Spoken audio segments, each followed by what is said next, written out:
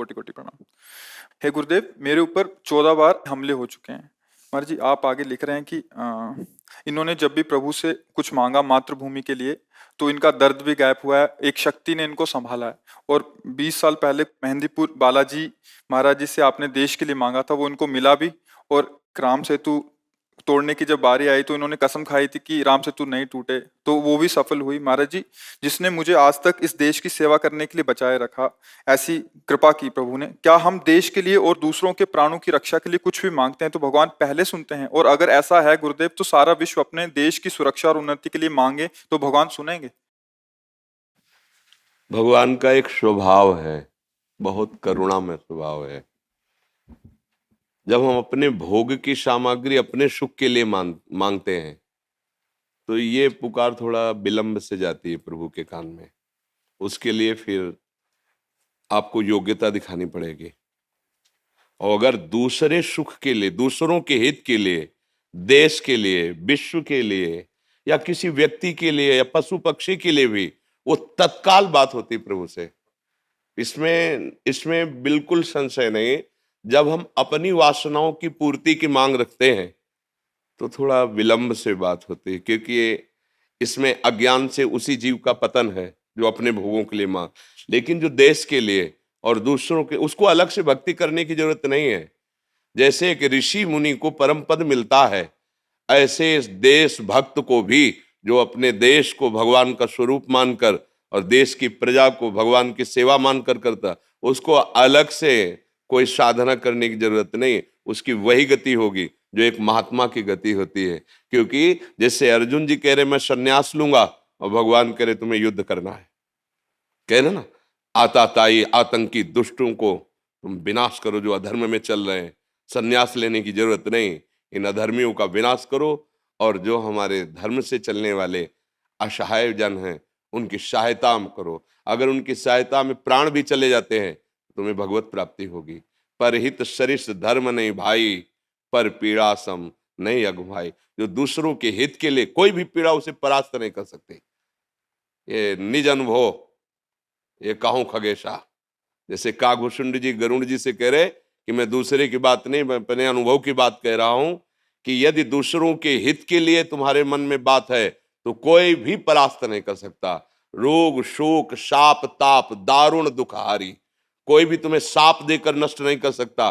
कोई रोग तुम्हें परास्त नहीं कर पाएगा, कोई भी बाधा तुम्हें गिरा नहीं सकती, क्योंकि तुम्हारा परहित की भावना है। अगर परहित की भावना है, देखो दोनों किडनी फेल है, अतरे दिन डायलिसिस होता है, और डायलिसिस मैन की हालत क्या होती है वो तो जो उनके ऊपर बीतता है। लेकिन अगर ये कुछ प्रक्रिया आप देख रहे, 1:30 बजे रात्रि से यहाँ की दिनचर्या शुरू होती है, ये केवल इसी से है कि हमारे देश के प्राणी ये समझें कि विषय भोग अधर्म पूर्वक करने से तुम्हें कभी शांति नहीं मिलेगी।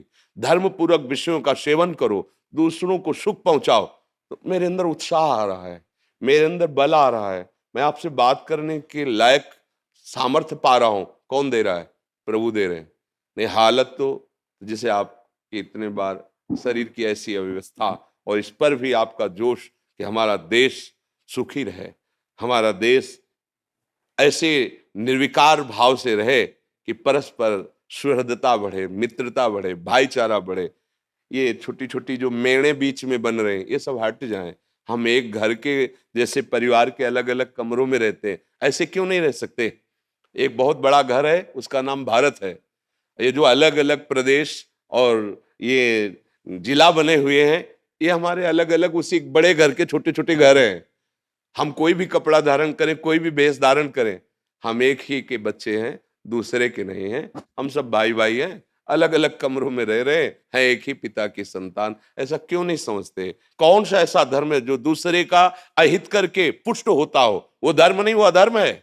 इसलिए जैसे अपने शरीर का एक अंग कोई खराब होकर पूरे शरीर को नष्ट करना चाहे तो उसे हम कटवा देते हैं। अपने शरीर का अंग अभी पता चल जाए यहाँ कैंसर है, आपको कटवाने से कैंसर से आप बच जाएंगे, नहीं तो पूरा फैल जाएगा, तो राजी होकर पैसा देके कटवा देंगे, आप इसे काट दीजिए। एक व्यक्ति से अगर पूरा गांव नष्ट हो रहा हो, अगर एक जिला एक गांव से नष्ट हो रहा हो, अगर एक जिला से पूरा देश नष्ट हो रहा हो तो उसको शासन में ले लेना चाहिए, क्योंकि पूरे जीव बच रहे हैं। तो ऐसे ही जो मलिन स्वभाव के, राक्षसी स्वभाव के हैं और ये समझते हैं कि मैं धर्म कर रहा हूं, दूसरों की हत्या करना, दूसरों को पीड़ा देना, दूसरों का विनाश करना, ये राक्षसी स्वभाव कभी धर्म नहीं हो सकता है। इनको शासन में लेना ही धर्म है, इनको शासित करना, इनको दंड देना, यही धर्म है। अगर उसकी हिंसा नहीं होगी तो लाखों को मार देगा वो। हम देश और प्रजा और विश्व शांति के लिए ऐसे अधर्मियों पर शासन करें जो अपनी बात को समझते नहीं है, केवल अपनी मनमानी को धर्म मान करके दूसरों की हिंसा, दूसरों को दुख पहुंचाना, दूसरों को विनाश करना, वो कोई भी हो, कहीं का भी हो, किसी भी धर्म का हो। जो पापी होते हैं, हिंसक होते हैं, राक्षसी होते हैं, वो किसी धर्म के नहीं होते। उनका केवल केवल दूसरों को दुख देना, भयभीत करना, आतंक मचाना स्वभाव होता है। वो किसी धर्मावलंबी नहीं। कोई भी आज तक आचार्य, कोई भी महापुरुष ऐसा किसी भी धर्म की रचना नहीं की जिसमें जो असहाय हैं, निर्बल हैं या जो निरपराधी हैं उनका विनाश किया जाए। नहीं, इनकी बुद्धि भ्रष्ट है। ये शासन के द्वारा ही काबू में किए जा सकते हैं। एक आदमी लाखों को पीड़ित कर रहा है, एक आदमी देश को भयभीत कर रहा है, ऐसा नहीं। और जो ऐसा सोचता है कि इनका, तो मानते हैं, जैसे आपने कहा कि कई बार अटैक हुआ है, मानते हैं ऐसा हो सकता है, पर वो विधान में ही होगा आपके लिए। आपके अनंत जन्मों के कर्मों का हिसाब नष्ट हो रहा है। ऐसे बाल बांका नहीं हो सकता, ध्यान रखना। धर्म करने से जो पीड़ा प्राप्त होती है, धर्मात्माओं को सदा पीड़ा झेलनी पड़ी, इतिहास साक्षी आप देख लो। अब गुरुजनों को देख लो, गुरुवाणी में जो वर्णन देखो, गुरुजनों को कैसा अधर्मियों के प्रति और अपने धर्म के प्रति दोनों भाव को देखिए, तो भारी कष्ट को सहते हुए महापुरुषों ने धर्म की रक्षा की है। उनके शरीरों को भी कष्ट दिया गया है और उन शरीरों के कष्ट को सहा है, हंसते हंसते सहा है। तो जैसे आप चल रहे हैं, फिर ये कह दे कि अगर तुम ठीक कर रहे हो तो तुम्हें कष्ट क्यों है। जैसे कोई कह देना कि आप समझते हो कि मैं धर्म कर रहा हूं तो फिर आपका शरीर क्यों ठीक नहीं। तो बचपन से बाबा जी हैं, कभी चींटी को जानकारी से मारा हो ऐसा मुझे याद नहीं, दोनों किडनी खराब है। क्यों, अनंत जन्मों का हिसाब है, उसको पावन करके प्रभु हमें बुला रहे। पूरा कपड़ा मलिन था, धुलाई हो रही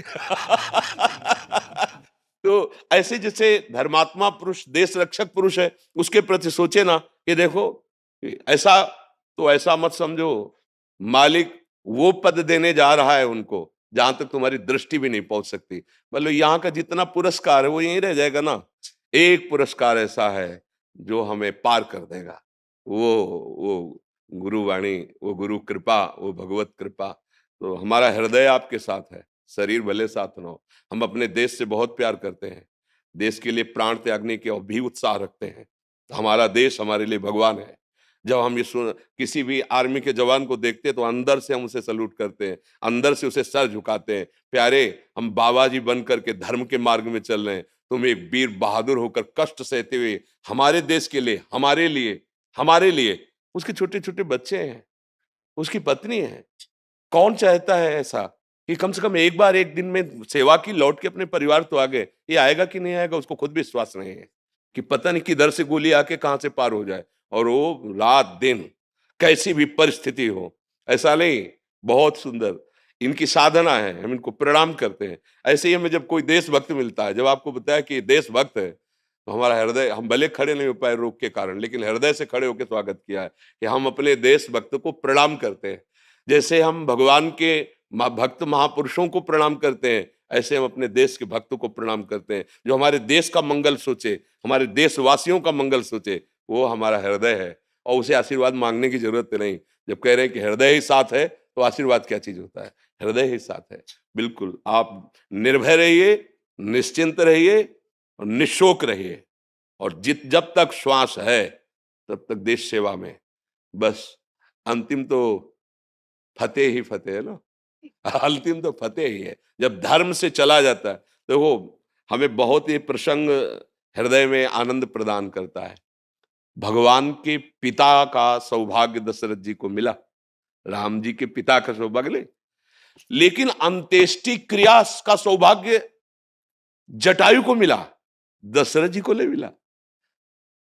जटायु जी भगवान की गोद में ऐसे शरीर त्याग रहे हैं, भगवान की गोद में, और कह रहे हैं ये मैं कृपा नहीं कर रहा, ये आपके कर्म की गति है, क्योंकि आपने दूसरे की रक्षा के लिए अपने जीवन को समर्पित कर दिया। तात जाओ परम धाम को मेरे। तो ये जो दूसरों के हित की बात है, ये सबसे बड़ा धर्म है। भगवान उसको बहुत प्यार करते हैं। अगर हम तपस्या भी अपने लिए कर रहे हैं ना, तो कोई खास बात नहीं है, ध्यान रखना। भजन भी अपने सुख के लिए करें, कोई खास बात नहीं है। जब हमारी तपस्या, हमारा भजन हमारे देश के लिए और हमारी देश के समाज के लिए हो, वही सार्थक है। तो वही तो आप भी कर रहे हैं।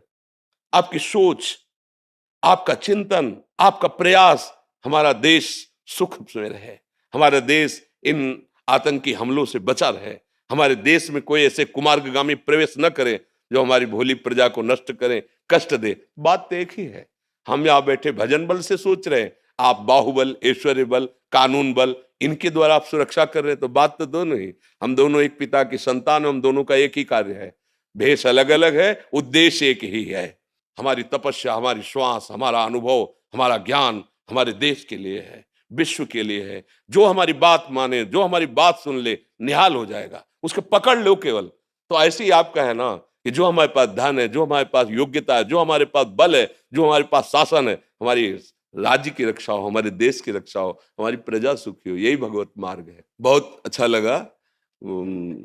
बाहरी माला तो नहीं पहना रहे, लेकिन हृदय की बात कह रहे, हम बहुत आदर कर रहे हैं। हाँ, आप बिल्कुल निश्चिंत रहिए।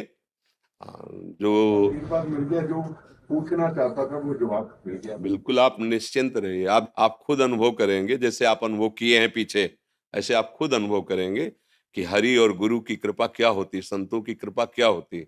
वो ऐसे थोड़ी होता है कि माथे में हाथ रख दिया तो ये तो दृष्टि और संकल्प हो जाए तो मूकम करोति वाचालम पंगुम लंघयते गिरिम यत कृपा तमहम बंदे परमानंद माधवम। मूक भी वेद बोल दे और लंगड़ा भी पहाड़ चढ़ जाए, छोटा सा सांप का बच्चा गरुड़ को खा जाए। ये कृपा जो है, जो गुरु कृपा, इस कृपा, हाँ, छोटा सा सांप का बच्चा जो 1000 फण वाले को भी एक क्षण में चीर दे, वो गरुड़ जी, और जो गरुड़ को खा जाए छोटा बच्चा, इसे भगवान की कृपा कहते। कुछ दुर्लभ नहीं, बस आपका चिंतन सही होना चाहिए, धर्मयुक्त होना चाहिए, कोई परास्त नहीं कर सकता। ये तो बाहरी सुरक्षा है, आंतरिक सुरक्षा भगवान की होती है, जिसमें वो दिव्य शक्तियां तुम्हारे साथ रहेंगी कि ये चूक हो जाए तो हो जाए, लेकिन वो चूक करने वाली नहीं, क्योंकि पहले से जाने वो क्या सोच के आ रहा है। इनको तो क्रिया दिखाई देगी और वो सोच देख रही, सोच। जब दुर्वासा जी ने अपना मंत्र बल प्रकट करके अम्बरीश जी को दंड देना चाहा, निरपराध अम्बरीश जी को, तो अम्बरीश जी को भी पता नहीं था कि सुदर्शन चक्र हमारे पीछे है। तत्काल सुदर्शन चक्र प्रकट हुआ, कृत्या को नष्ट किया और दुर्वासा को त्रिभुवन में दौड़ाया, क्योंकि वो भी तपस्वी थे ना। तो मारा इसलिए नहीं कि तुम भी भगवान के मंत्र से सुरक्षित हो, पर देखो हम तुम्हें जलाएंगे, कहीं ठौर नहीं मिलेगी। त्रिभुवन में ठौर नहीं मिली, लौट के अम्बरीश जी के पैर में पड़ा आके, तभी वो सुदर्शन चक्र शांत हुआ। तो ये कोई भूल न करे कि मान लो आप गृहस्थ में हो, धर्म से चल रहे हो, अरे ये क्या, नहीं नहीं, यही भूल हो गई थी दुर्वासा जी को कि मैं तो वलकल की लंगोटी लगाता हूं, धूप का रस पीता हूं, ये चक्रवर्ती सम्राट राजा रानियों के बीच में रहता है, ये मेरी बराबरी का। नहीं नहीं, उद्देश्य, खास बात उद्देश्य, भेष नहीं, उद्देश्य। अगर दोनों का उद्देश्य एक है, तो एक पैंट शर्ट में, कुर्ता पैजामा में भी महात्मा है और एक विरक्त में भी महात्मा। और उद्देश्य बिगड़ जाए तो भेष में भी उद्देश्य ना होने पर सब पाखंड नाटक हो जाएगा। ये अरे आप बस खड़े खड़े धन्यवाद।